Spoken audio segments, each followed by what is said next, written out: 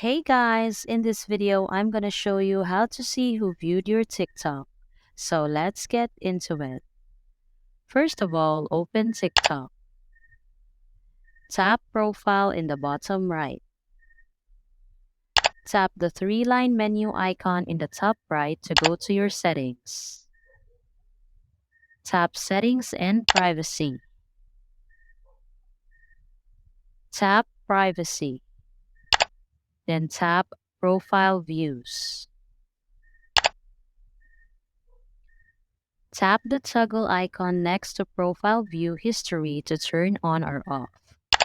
So that's all for this video, guys. If this video was helpful, please give us a like. And don't forget to subscribe to our channel so you don't miss out our new uploads. Thanks for watching, and I will see you in the next one.